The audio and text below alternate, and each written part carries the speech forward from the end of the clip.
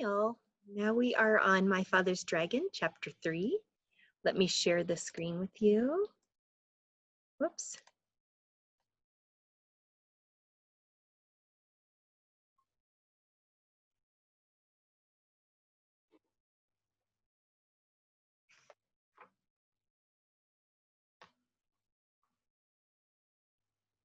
Okay, chapter 3. My father finds the island. My father hid in the hold for 6 days and nights. Twice he was nearly caught when the ship stopped to take on more cargo. But at last he heard a sailor say that the next port would be Cranberry and that they'd be unloading the wheat there.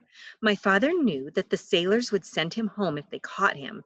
So he looked in his knapsack and took out a rubber band and the empty grain bag with the label saying Cranberry. At the last moment, my father got inside the bag, knapsack and all, folded the top of the bag inside, and put a rubber band around the top. He didn't look just exactly like the other bags, but it was the best he could do. Soon the sailors came to unload. They lowered a big net in the hold and began moving the bags of wheat. Suddenly, one sailor yelled, "Great Scott! This is the strangest bag of wheat I've ever seen. It's all lumpy-like, but the label says it's going to Cranberry." The other sailors looked at the bag too, and my father, who was in the bag, of course, tried even harder to look like a bag of wheat. Then another sailor felt the bag, and he just happened to get a hold of my father's elbow. "I know what this is," he said. "This is a bag of dried corn on the cob," and he dumped my father into the big net along with the bags of wheat.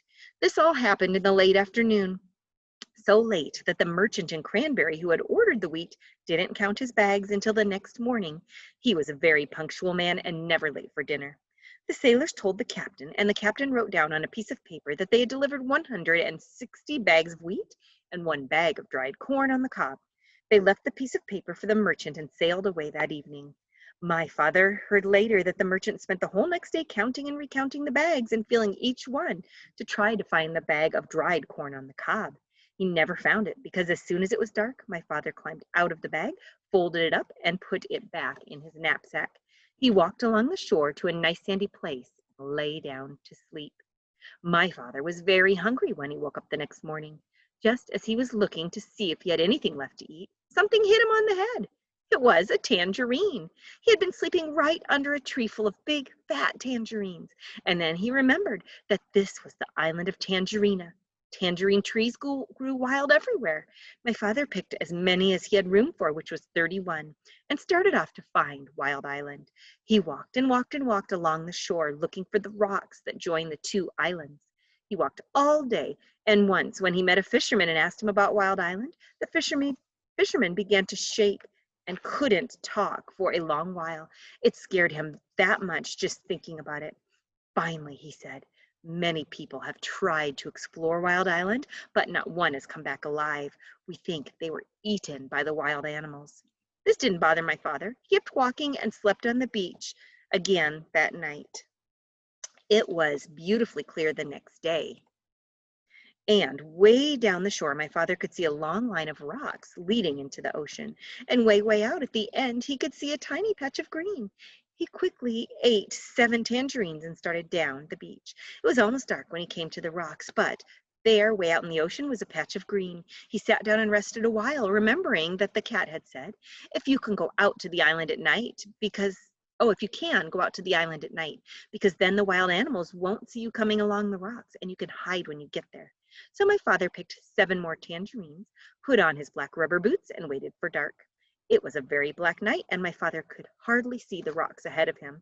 Sometimes they were quite high, and sometimes the waves almost covered them, and they were slippery and hard to walk on. Sometimes the rocks were far apart, and my father had to get a running start to leap from one to the next. After a while, he began to hear a rumbling noise. It grew louder and louder as he got nearer to the island. At last, it seemed as if he was right on top of that noise, and he was. He had jumped from a rock onto the back of a small whale who was fast asleep and cuddled up between 2 rocks. The whale was snoring and making more noise than a steam shovel. So it never heard my father say, "Oh, I didn't know that was you," and it never knew my father had jumped on its back by mistake.